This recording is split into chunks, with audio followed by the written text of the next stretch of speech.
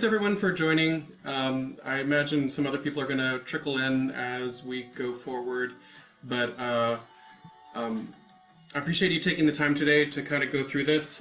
My plan for today is I'd like to present some information, so it'll be a little bit of lecture, a little bit of demo with some real examples from the work that I'm doing, but then also I really want this to be a place where we can talk about things, ask questions. So as I'm moving through this, my hope is that there will be a discussion that happens along the way that can help inform this. Full confession, this is only the second or third time that I've done a formal presentation of this work. So it's a little bit of a workshop in progress, but I expect that it will kind of continue to develop. What you're hearing in the background, I know the music's low, I don't want it to be too loud. I'll fade it out in a minute. But this is a track from Japanese Breakfast. The singer in this band, her name is Michelle Zauner, and it's from their new album that just came out in April this year, March this year, I think that's when it came out. The track's called Mega Circuit, and I find that I identify with her quite a lot. She's also half Korean. But she's also an author. She wrote a book a few years ago called Crying in H Mart. Such a good book. If you're a fan of memoirs or even just a good read, I would say that this is a really good book to look up. Crying in H Mart. And this track actually also shows up in the upcoming fall playlist for the How This Works Co that I make every few months. So look for that. Let me fade out the music because Michelle and her band are just going to distract if I keep playing them all the way through this.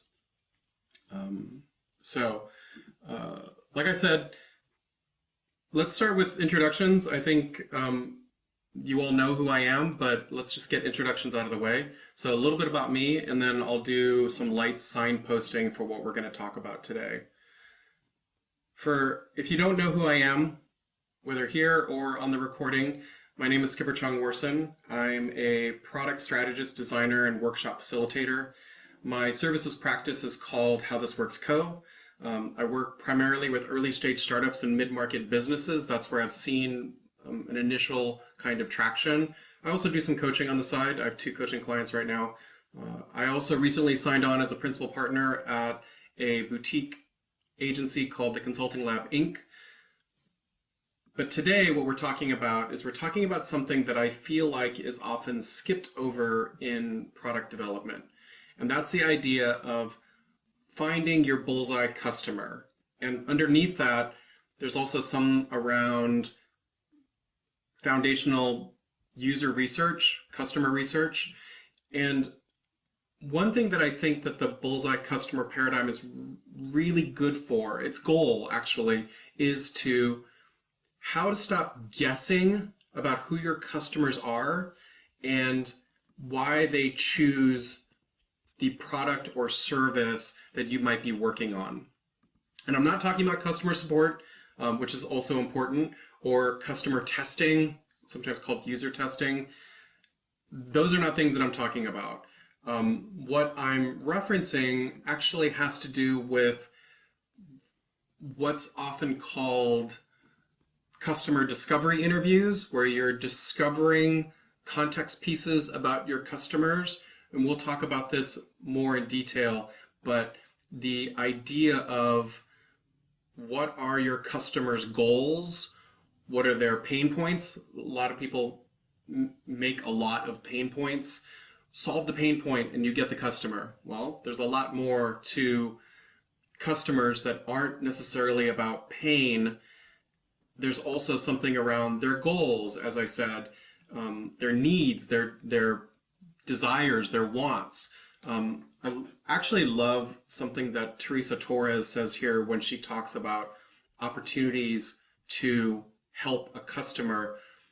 She talks about ice cream as a case in point.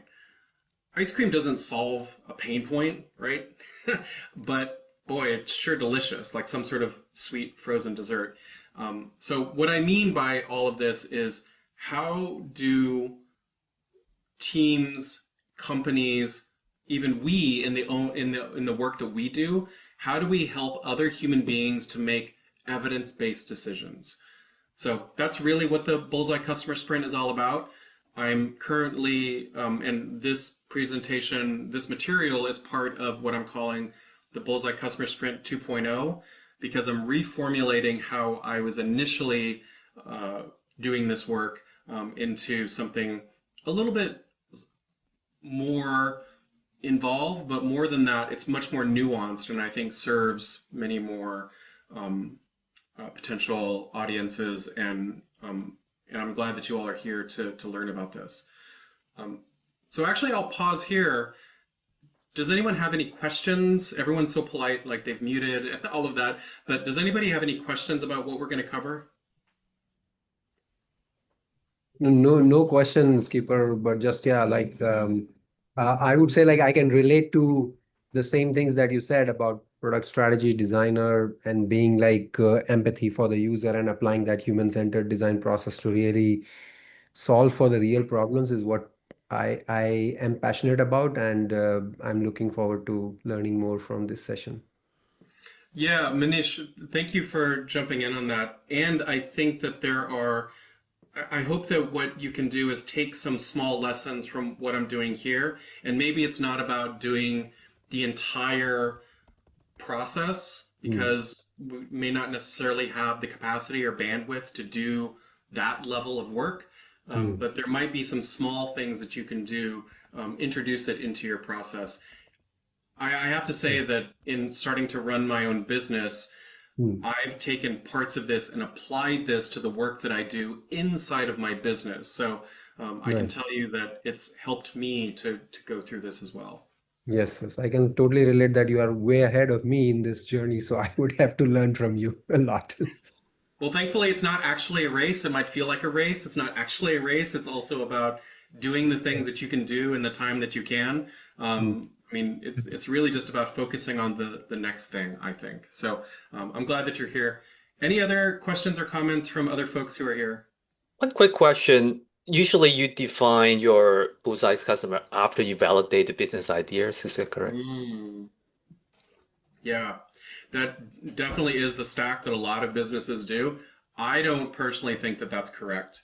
And Manlo, to reinforce what you're saying, that is how I've operated many times in the past. So part of um, aligning to this process, so to give credit where credit's due, the term bullseye customer, I think was coined by Google Ventures and in their methodology called Learn More Faster, also sometimes called the Bullseye Customer Sprint. So that's why I'm calling it the 2.0, because there's a lot more pieces to it than what Google put together and they released in a book form last year. I'll have some links at the end of the presentation so you can go find some of this material on your own. And I don't think that that's correct, because what ends up happening is that in that stack of let's develop a process, let's build a prototype, put it out in the market, see what works, and then go back and iterate on it. Well, there's a lot of space where you're unsure about who you're building for. And part of what this learn more faster paradigm is based on is let's come up with a hypothesis for who your bullseye customer is, find out just a tiny bit about them, and then build appropriately. And you have to build something to begin with. You have to build a prototype. You have to build 2 to 3 prototypes if you follow the process that they've outlined, that I'm outlining here today, to test. But you start with something and then you continue moving forward. So to take the analogy that I just shared with Manish, this idea of like what is the next right thing, you build a little bit of something, you test it, and then you continue moving forward, right? Like what's testing well, using qualitative user research, things of that nature. So, but Manlo, as we move through this process, I'm really curious to see what you think of kind of reversing the typical order to get more of that signal amidst all the market noise. what I hear is because there's even faster validation. People put up landing page, just testing, go to Reddit and see what kind of problem they hunt, right? So in Mhm. order to test it, you already validate it, get some sort of signal from Yeah, that short amount of time yeah, before even building any stuff, right? yeah. So just curious on kind of intertwine because you can test to your Bullseye's customer. Um, how do I put it this way? Some entrepreneur will give up too early to a problem where you test on the wrong customers. Sure, And yet, for sure. yeah, so just kind of interesting on how those intertwine each other. Yeah, this what you're building on, I think, is and that's why I call out in my voiceover here. I called out, customer support and customer testing. Those things are fundamentally important. If you are not supporting the customers that you have, if you are not doing some of those tests, like what does this look like, what does it feel like, and actually built into the Bullseye paradigm, there is some user testing of prototypes. So all of that's really important. However, if you're not getting clear feedback from customers or human beings who should be your customers, then you don't get a clear sense of that market. And so I'll give you one last example and then we'll sort of jump back into the presentation. Um, the idea of there's a book, and I cite it at the end because it's been really foundational in the way that I think about customer interviews, written by a gentleman called Rob Fitzpatrick. And it's a funny book title. It's called The Mom Test. And the idea is, how do you get feedback or information from your mom, who ostensibly is a person in the world who loves you enough to kind of tell you anything? Oh, your idea is wonderful. Putting your pictures up on the refrigerator. It's beautiful. You're an artist, blah, blah, blah. But the idea being that how do you get actual tactical feedback from someone like your mom? And part of that is going back into how they've acted in the past. And by that I mean, let's set the stage and say I'm working for a client that is running a set of gyms, and they're trying to figure out fitness gyms, and they're trying to figure out like what kind of hours of operation, what kind of features should be on the app, those sorts of things. And so if you go in and you talk to someone who's a gym going person or who has expressed an interest in fitness, the wrong kind of question to ask in a customer interview discovery setting is how many times you go to the gym. Because we all have aspirational parts as human beings. We all have aspirational parts of ourselves. And someone might say something like, oh, I go to the gym 3 times a week. Cool. That's a fantastic cadence. Like, that's a great thing to aspire to. But the real question isn't how often do they think they will go to the gym? How often do they hope they will go to the gym? But more than that, how often did you go to the gym last week? How often did you go to the gym last month? And this isn't about throwing shame at people or critiquing what it is that they do, but their past behavior is going to be far more symbolic and important for how they're going to make decisions in the future. Because if you ask them, well, how many times did you go to the gym last week?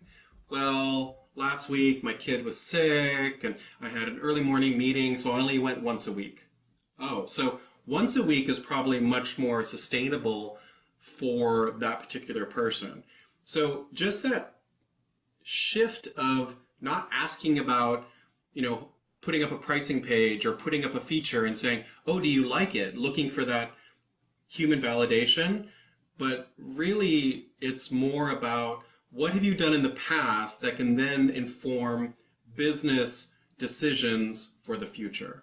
So yeah, a slight shift, but I think a fundamental shift that most people, because we all have this, we all want to feel validated and important in the work that we do. I think we all look for that soothing a little bit. Okay. So that could be a whole topic in and of itself to talk about like the better way to do customer interviews. And Manlo, to be honest, I had two customer interviews yesterday that I was doing for clients. I screwed up the last question that I asked in one of my customer interviews. I screwed it up in that I said something where I phrased something within the context of the product, and I said, do you think this would be helpful to the situation you just described? So it's a little more complicated. Like I didn't ask a flat kind of bad question, but I didn't position it super well. So in full transparency, I don't always get this right either. Okay, so moving on. In prepping for today and this particular subject matter, and in thinking about the Bullseye Customer Sprint, I found this quote, and I'll read it off the screen. The quote reads, it is a capital mistake to theorize before you have all the evidence. It biases the judgment. Does anyone know who's on the call who might have said this? No pre-searching. No, don't look it up on your phone or your on the side on your computer. Anyone? Nope, I see some head shaking. No. Okay. Vivian, thanks for chiming in. So you might guess from the language, if you just kind of deconstruct the language a little bit, it's a little stiff. Maybe it's not modern. And you would be right. This is actually, it was Sherlock Holmes in A Study in Scarlet, as written by Sir Conan Doyle. And yet, even the question that you asked before, Manlo, in the work that we do in the realm of UX, as designers, as product people, we do this in our work all the time. And it's been glorified in many ways. The idea of moving fast and breaking things, as though moving fast is ever the goal, or should be the goal, or breaking things should be the goal. But this is what we do in our work, right? We either feel like we need to move before we're ready, or we don't have an idea of where to start with the evidence.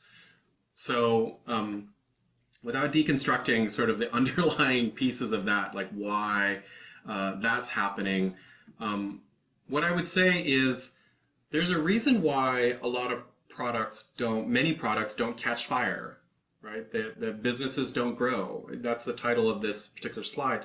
But really, there's a fill in the blank here. It's not about just businesses, but why a product doesn't take off, or whether it's a Kickstarter, a physical product, and using something like crowdfunding, like Kickstarter, or an experience, or a paradigm.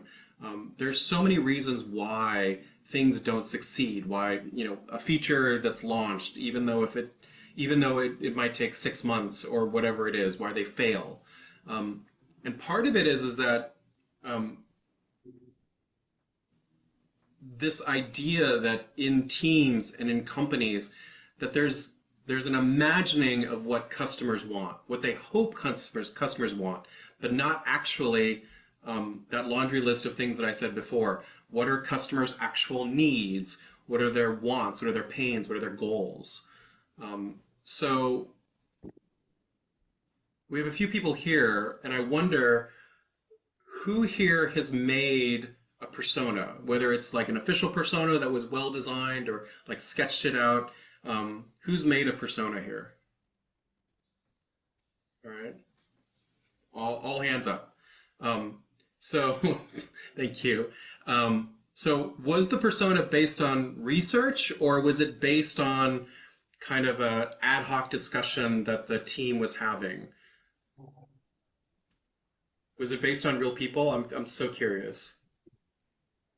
Mix of both, like Mix. SME interviews to Okay, a get mix. the proto personas, like through desk research and other stuffs, and then validating it with the actual clients, customers, to confirm that there are whatever the gaps are, how we can bridge it and make it a Oh. final persona. Very nice. So if I could reflect back to you, Manish, you took some desk research or research that was found about who, and then a hypothesis put together about who the customer might be, and then ultimately validated with actual human being customers. Yes. Cool. And then Vivian, did I see you nodding your head as well?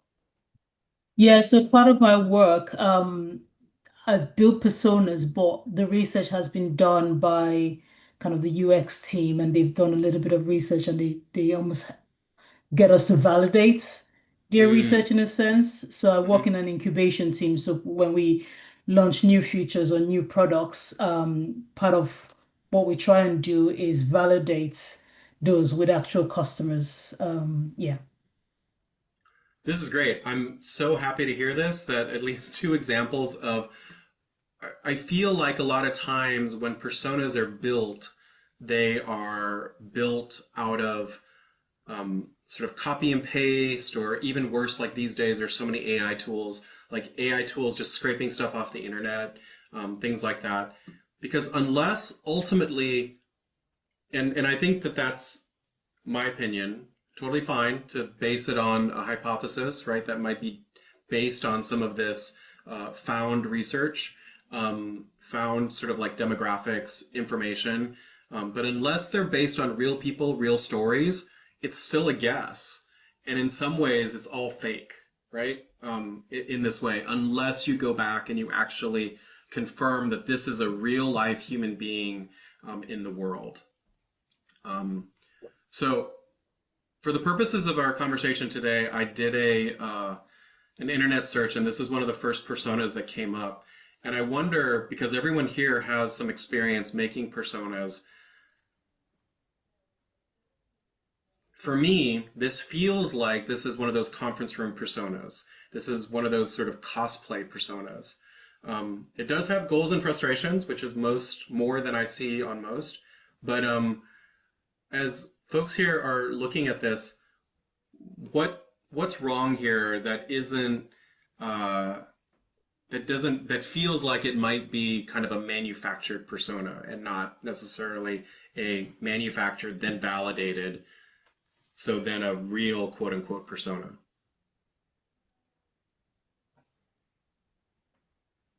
A bio is written probably, but not like roles and responsibility. If I'm trying to solve a problem, I want to know more about this user as a what are the challenges in the context of if I'm, and again, I'm assuming here maybe enterprise. So the role and responsibility. But if it's a consumer domain, maybe a bio and more around knowledge of what technology they are using, what current tools they use, what motivates them. Might be this may be a consumer persona like on a like a social media app or something like mobile app if it's for the customers. Maybe it is that.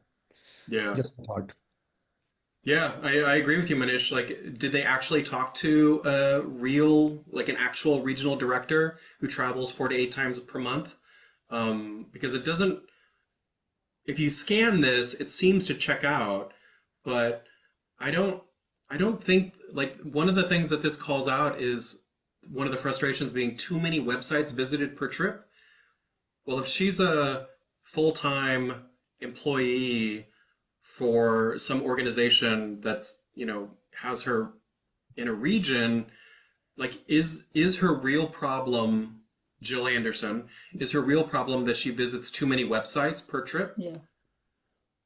I, maybe, but I have to say, as someone who has been a regional director in the past, there's nothing on here about expense reports. There's nothing about Mhm. receipts. There's nothing about if she truly is in a place called Portsmouth, New Hampshire, and she's a regional travel director, like, is it that she has to visit many places per trip? Like, how long are her trips? Are they flights? Is it on the train? How close is she to the regional travel hub? Like, there's so much detail that really Mhm. should be in here, but it just doesn't feel like is in here, right? This Yeah. Right. doesn't feel real to me anyway. So, um, Yeah. And But her personality test will kind of cloud her business judgment, right? mhm. yeah. I also feel that there's the sort of the before, the during, and the after the trip. So there are frustrations before the trip, Yeah, there are frustrations that she would experience during the trip, and then after the trip as well. So all of that is not captured in here. Um, and then there's also kind of the job to be done, like the yeah, purpose of these trips. yep, The different purposes for different regional trips. So I almost feel like there should be a breakdown of that category. If she's doing a trip to go fire people in different regions, obviously there's a different emotion that's tied to that trip. If she's doing the trip to go expand or build, Yeah. expand a group, that's a different emotion as well. So it's all of that that's sort of missing in that. Yeah. You know what? 100%. Like before and after the trip, right? So what does pre-trip look like? What does post-trip look like? Almost a day in the life would be really helpful here, right? If not even a full um, journey map. Just do one day to figure out a couple of different parts of what are real pain points, because I don't feel like um, that quote that's under her picture, right? I'm looking for a site that will simplify the planning of my business trips. Okay, so I feel like that's a like whatever product that this was made for, probably to replace something like Kayak or some of these brands that they have down there. But I feel like it's almost like a solution looking for a problem, and it just manifested in Jill Anderson. Manish, you put your hand up. Yeah, means one thought came to my mind when we were talking about their experience or this user's experience post-trip, pre-trip, during trip. It seemed like we are trying to get the user journey map out here, but this is persona. So my question is like, at what point, what kind of detail will be there in the persona versus other artifacts that we will have? Yeah, So we need to cover the entire journey here. I don't feel like that, maybe. yeah. And to be fair, like I said, I pulled this off an internet search. I'm assuming a lot of things about, how this was being used. This might be just one artifact. This might actually be, I didn't see on the page that it was indicating that this was the first draft of a persona, but there's a lot of detail here that I think that I'm missing Yeah. because I wasn't part of this team. I wasn't part of making this. So I'm making lots of assumptions here. But I feel like even as a first draft of a persona, this feels pretty manufactured to me. And it doesn't feel, and I mean, this is my own personal thing that it strikes at my heart every time I see demographic information on a persona, which is why do, why does this detail matter to Vivian, to use your language, the job to be done? What is the thing that she's looking to do? Why does it matter that she's 29? Why does it matter that she's single? Portsmouth, New Hampshire might actually matter, but it doesn't play out the way that I can see in this persona. You know, Right, right. you could tell a real story about how she's some distance away from a major travel hub, and so therefore she makes certain decisions in certain ways, right? Right. So Means basically, we have to use this as a tool of empathizing with the user, starting point of just trying to be like a user and get into their shoes. We are just trying to put our foot in there. yeah, So every single bit of it should tell about, it may not be exact age 29, but it yep, could be range, that it is a range of this is your user. It is 25 to 31 or yep, 35, something like that, that this yeah, is the demographic that you are trying to address. And these are their roles and responsibility. These are their important, because it is related to travel problems. So yes, they are frequent traveler, as you said. How frequently and how much time do they spend out of their regular thing is important information to get into feeling like, okay, I am that kind of a user.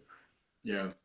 Well, and to Vivian, what you posted in the chat, like someone who's a regional director probably has maybe not full-time access to a personal assistant or a virtual assistant or some sort of admin person, but they Mm. probably have partial capacity of a admin person. So how does whatever their name is, uh, you know, how does that play into this world? It doesn't seem to really play. So there's lots of things that, at least on the initial, like I said, we're all making lots of assumptions. I hope that by randomly picking one of the personas that I found on an internet search, no one here worked on them or worked on it in the recording. But I do think there's a lot of space here as room to improve that sort of opportunity. So. So let's get into kind of the main topic at hand, which is this idea of bullseye customer. who before coming here has heard about this notion before? This idea of a bullseye customer? No. Okay, cool, awesome. So I'm really looking forward to your all's feedback around how this feels, especially as the folks on this call are working designers or product adjacent. So before we get into the brass tacks of what a bullseye customer is, we'll talk a little bit generally about what are some of the benefits of being really clear about who your customers are. So, and what you'll get out of it, you means you, your team, your company, etc. So I actually think that there are quite a lot of follow-on effects of doing this work, being really clear about who it is that is your bullseye customer, building for them, testing with them, and continuing down that path, right? Rinse and repeat. So it might be that there aren't many customers that are showing up. It might, if there's a sales function within your organization, it takes forever to close a deal. Customers don't understand what you do. People sign up and then they churn out. There's lots of pressure to do things like lower your prices. Your pitch sounds like everyone else. It's just generic. Customers don't see how you're better than the competition. But look, I'm biased, right? So beware of the messaging always. But there are sales close quicker. You're converting prospects into customers more often. You can charge more. Everyone understands why you're the better choice. There's the clear competitive advantage. And ultimately, just to not use this sort of like bullet point language, business-y speak, but if you're clear on who it is that you serve, your bullseye customer, call it focused ICP, ideal customer profile, ideal customer persona, lighthouse customer, whatever you want to call it. But ultimately, you will know why your bullseye customer will choose you, your product, your service over others. So there's a couple points to start with this. And the first one to ask that I find really helpful is something like, do you know who your customers are, right? Do customers love your product? Do you know why? Or a suspicion, right? You don't need to know exactly why. Do you have evidence? So if you know these things, then you can jump the line in a way, because there's a more involved process if you don't know, if you have no idea. And that involves sketching out this bullseye customer definition, which we'll go over today, at least the high-level framework. You formulate a positioning around that. What is, based on this definition, what is your positioning of your product, experience, or service? Then, most importantly, remember evidence. You validate with 5 customers. And there are some people who work in the field of user research that would say 5 isn't exactly enough, but look, 5 is better than 0. So start somewhere. If you want to follow the 7 to 9 paradigm that a lot of people use for qualitative research, great. And then ultimately, you align the team, right? If they haven't been involved in this process to begin with, you implement it, and then you measure and you iterate. If you don't know who your customers are, then you have to start somewhere, right? Manish, you talked about using desk research as a way to frame up personas. So start with, so it's not on as part of this punch list, but desk research would be really important. But also use your own team. What are the key questions that your team is concerned about with their product?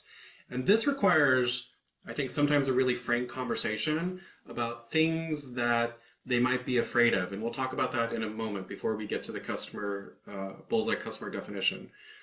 So, and then you follow a similar process as before. You draft a customer definition, you stand up 2 to 3 prototypes, you do 5 bullseye interviews, and bullseye interviews, and we can talk a little bit more about this, the way that Google Ventures has spec'd those out is that it's an hour-long interview. Half of it is discovery conversation. You want to find out, about those goals, needs, wants, pains, those sorts of things. And then the other half is testing those 2 to 3 prototypes, right? So you have you have comparison points. So it's a bit of a half and half. and we can talk more about the Bullseye interviews. And then you formulate and validate the positioning, same as if you didn't know who your customers were. And then you keep moving through this process, right? But it's also about gathering evidence, right? Making sure that this isn't built in isolation, that this has stakeholder sign off is important, but we also want to make sure that this tracks to what real human beings want and need in your product or service. So this is kind of the overall process, right? Prioritize key questions. You draft that Bullseye customer definition. Stand up 2 to 3 prototypes. Conduct those 5 Bullseye customer interviews. And this is very, very simplified, right? There's lots of like iteration points and validation points all the way through. But suffice it to say that you iterate on the definition, right? You make sure that that feels right. Formulate the Bullseye positioning. And then same thing there, right? Iterate on that. Make sure that everyone's aware of it. April Dunford actually does a great job of talking about this in her book, Obviously Awesome, which is considered by many to be the de facto book on positioning, which I think a lot of people get wrong. I barely understand. I understand it enough to kind of do some of the component parts, but I don't position myself as an expert in this. But that's a really important concept to, I think, get right. Okay, so I'm going to zoom through this next part because I really want to get to the definition part. But the first component here of a Bullseye Customer Sprint, if you don't know who your customers are, and even if you do, this is an important exercise to frame out those questions. And this is about where you gather your team. If you're a team of 1, you can also just ideate on by yourself. But it's really about getting as many people as you can together, especially key stakeholders, and generating some fundamental questions about your product, about your customers, and being really honest about it. What hypotheses do you have? What open questions keep coming up in your mind? What must be true for the product to be successful? And that question that I've bolded on this screen, like what keeps you up at night about this work? What is the thing that you worry about? So that's why I feel like being honest is really important. And then prioritize those questions, because these questions will ultimately push specific decisions that will then have meaningful business impact. This is the aim, right? These aren't your interview questions necessarily. This is just an output and artifact of your curiosity, and it's just where you start. So, example. Really simple. 2-column framework. This is how Google Ventures positions it in Learn More Faster. You have 1 column for priority, which we'll look at in a minute, and then 1 for key questions. And this is actually some key questions for a current client that I have. That's a relationship analytics app. And so the idea here is that how are you able to measure or look at a relationship and have some information about, you might have a clear feeling about whether it feels good or it doesn't feel good, but what are other kind of signals that you can look at to see, is this relationship good for me? Do I want to continue in it, right? So some of the questions on here is, who is this app for? Is it for a person in a new relationship who wants to make sure that things are healthy? Or is it someone who's tired of being the only one who works on a relationship? One of the questions that came up is, how do I know if this relationship is actually good for me? Because when you're in a relationship, whether it's a friendship or, an intimate relationship, or even a family relationship, sometimes you're so embroiled in it that you just have no way to gauge it from the outside. So ultimately, the point is to get all of these questions down on paper. Usually it takes about 15 to 30 minutes once you kind of get the process going. And then you agree upon what are the biggest priorities. And for the client team here, there's a real question about, in regard to relationships, am I being taken advantage of? Is it, am I like do I have a partner in this relationship, friendship, or otherwise that's pulling their weight, right? That's one of the most important questions for them. So let's pause there. I know we're coming up on about 15 minutes left, and I really want to get to the bullseye customer definition. Any questions so far? And I love seeing, Vivian, you just posted a light bulb moment. That's really great. I'd like to So come I'm back to. I'm used to using chat in team meetings, and I've had 4 hour back-to-back meetings today, so Oh, my okay, okay, brain's still okay. going. Yeah, But it would just occur to me when you kind of show the arrow of kind of if you know who your customers are, this is the yeah, track. If you don't know, this is track. And obviously coming from kind of the facilitation network. I think for me, when you said the know part of it, made me realize that actually I could use this as a framework to actually identify yeah, who are those customers that I really want to work with to offer, my facilitation yeah. services to as well. Yeah. So just me thinking out loud. Yeah, plus one. I have thought about this quite a lot in terms of my own services practice. Who is the bullseye customer for my business? And ultimately, for me, it's boiled down to early stage startups and mid market businesses because they need things that are very have tactical outcomes.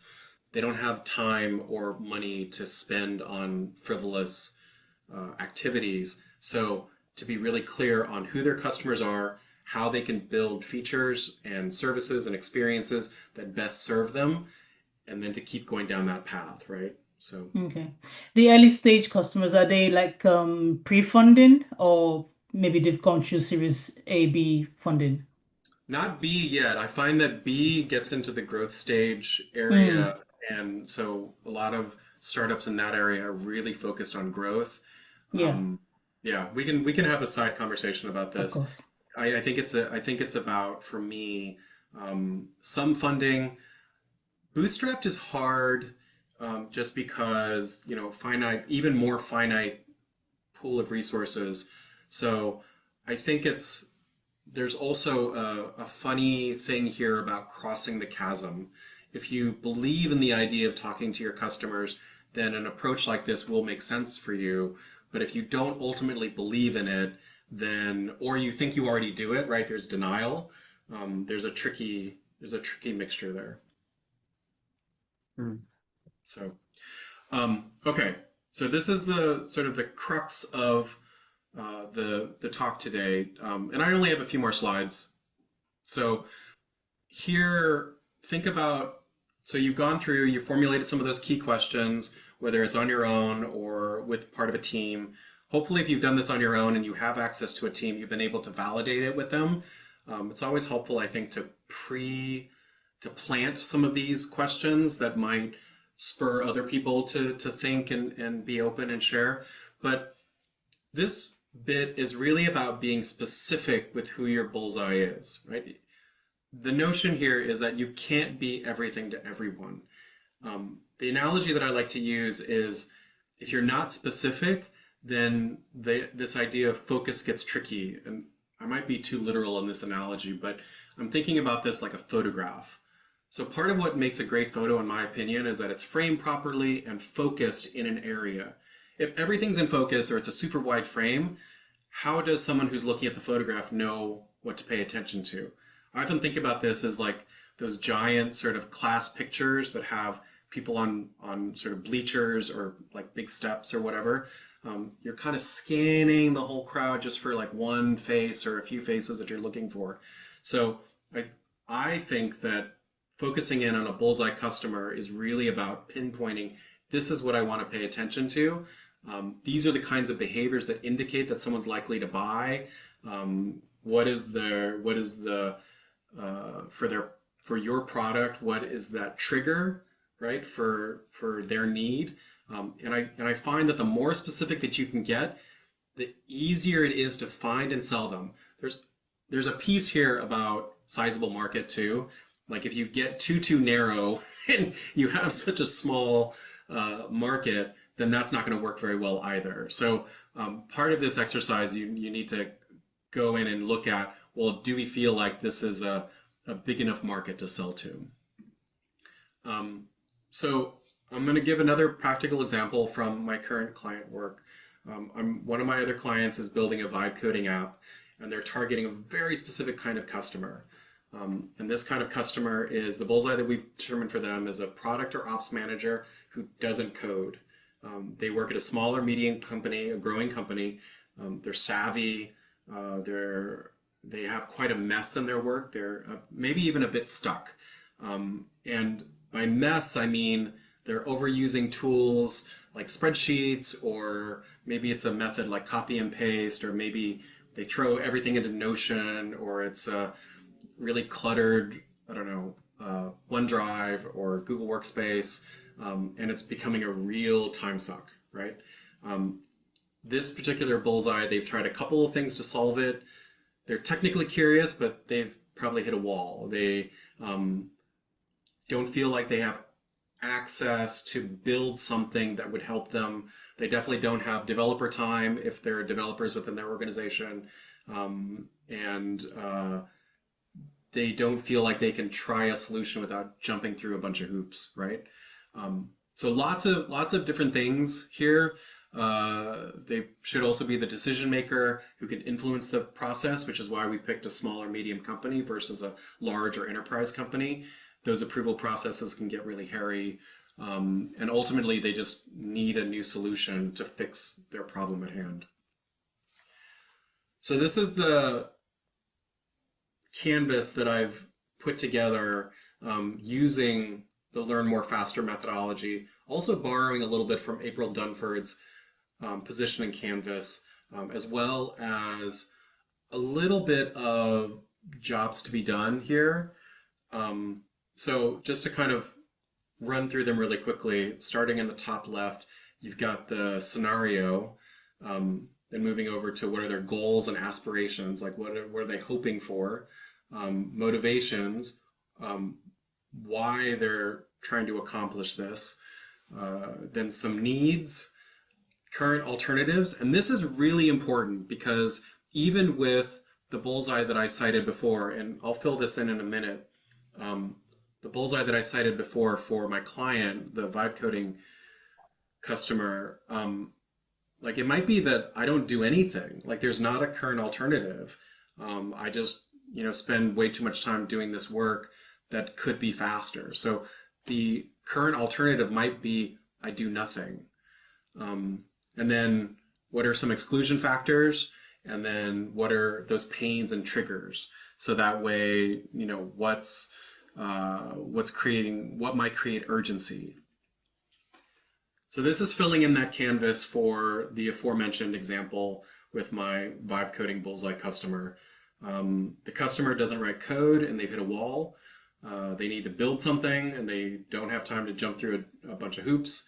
They're experiencing actual pain with existing workarounds, some of which maybe even they built once upon a time, but it's becoming a major time suck. And like I said, they don't work at a large company because those approval processes can get long and drawn out, or needs to sit inside of a firewall or whatever. So there's a lot of detail on this page, and for the purposes of a slide, this doesn't even have all of the pieces, but this has a very general kind of picture of what a bullseye customer might look like in practice. So I'll pause there. We have about 10 minutes left in our time together. Do you all have any questions so far? I've kind of sprinted through a bunch of information, but I also want to make sure that we're kind of having a discussion about, this material.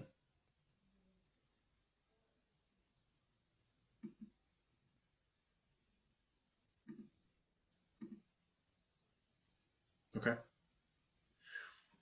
So for the purposes of our time together, there was an exercise that I'd wanted to try, and I'll put the slide up on the screen, especially for folks who are watching the recording later. But the exercise here would be to just pull a couple of pieces from that bullseye customer definition framework, and just using 4 parts of the canvas. So and for the purposes of the exercise, it's okay to cosplay or use desk research or things like that, because we may not have a clear sense of who the customer is. But defining that scenario, what might this person be trying to do or what they want to accomplish, and that middle part, which current alternatives, how do they solve this problem today? And a very viable answer could be, I don't do anything, I get really frustrated, et cetera, et cetera. And then ultimately, their core sort of triggers, like what are the drivers for them to seek a new solution? So that's the exercise that I had in mind. I don't think we really have enough time to go through it, but maybe at this point we can go ahead and open up for questions and any other sort of like discussions that would be of interest to you all.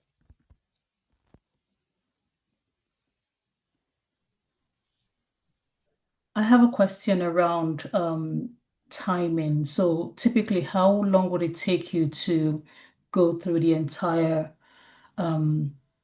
interview and then building the framework with a customer? Yeah. So it's a great question about the interview. One of the things that I neglected to mention about the interview, if you follow the way that Google Ventures has prescribed how to do the Bullseye interviews, so as I said, they're an hour long. They recommend 5. That's a number that seems to work well for me as well. 5 seems attainable. Google Ventures recommends that you do them all in one day, so that way you can remember the first interview even after the 5th interview, right? You have a memory of this. I find that for the sprints that I've sold thus far, doing them all in one day is quite difficult, for scheduling, for lots of other reasons, and especially when you break it down. To do 5 back to back would be exhausting, but even when you do debriefs in between each one, that is also exhausting. The recommendation is that not only is it, so as I think we all have some familiarity in our call around how to do a customer interview, it wouldn't be a bunch of people, like 10 people staring at one person waiting for them to talk, right? That's not good practice. So the way that it's recommended is that you have a one-on-one situation. So Vivian, you asked the question. If you were interviewing me per se, it would be you and I on a call, and you would do all the appropriate things, develop an interview guide in conjunction with the team, so that way the questions are consistent. It's not a script, but it's a place to start. And then you and I would have the conversation. And then in addition to recording it for documentation purposes, as many people on the team as possible are actually watching the call as well. So you're not only conducting the interview, recording the interview for documentation, but then you're transmitting it to a live instance where they have what's called a watch party. So the schedule, if you do it all in one day, is a little over 8 hours. I think it's 8.5 hours if you look very specifically, starting at 8:30 in the morning all the way until the end of the day. I recommend actually doing it over the course of 3 days, and the weekend can just make us forget. So doing it on Tuesday, Wednesday, Thursday, 2 on Tuesday, 2 on Wednesday, and 1 or 2 on Thursday. So that way at least you can remember fairly well on Thursday what was talked about on Tuesday, right? So you asked about time. So about 8.5 hours if you do it back to back for the Bullseye customer interviews. But all told, the estimate that I usually give is that we can complete this in somewhere around 4 to 6 weeks, depending on how easy it is to recruit for that Bullseye customer for the client, 4 to 6 weeks. And it usually takes about 40 hours. 40 to 50 hours is my rule of thumb. So if you break that down for the value that it gives, that's actually that's just a fraction of time, really. So thank you. Yep. Any other questions as we're kind of getting into the last minutes of the call? And I'm happy to follow up offline if you have other questions or you want to dig more into the process. There are a number of slides that I skipped for the purposes of brevity. So there's a lot more detail here. And ultimately, I will be developing a kind of toolkit out of this that should be available in the near future. So just to be, this is something that I believe in, especially in the modern age that we exist, citing my sources. So content from this presentation and this methodology at large comes from Learn More Faster by Google Ventures. The author is their head of research, user research, Michael Margolis. April Dunford's obviously awesome. It's a fantastic book. It's I think probably if you're in the market of understanding positioning, starting your own business, things like this, you have to understand, I think, how to position yourself. The Mom Test, Vivian, you mentioned that you're currently reading this. I think it's a really important book as well. There are a ton of other books about customer research, including Erica Hall's Just Enough Research, Teresa Torres's Continuous Discovery Habits. I think that's also really important. That actually is part of a larger framework. And then ultimately, Jobs to be Done was referenced here.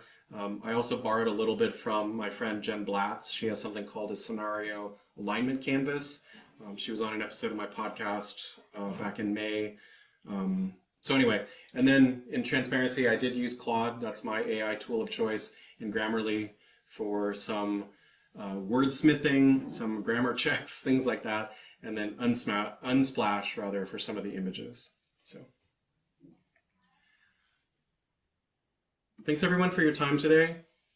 Here's an ending slide on some information about me, How This Works Co. I think we're all connected on LinkedIn anyway, but if we're not, please feel free to connect with me there and reach out if you have any questions. Thank you very much. Thank you very This was much, very speaker. insightful. Yeah. It was a great presentation. Good to Awesome. learn. Thanks you all. Thank you. Thank you all. Cheers. Yes. Okay. Yeah.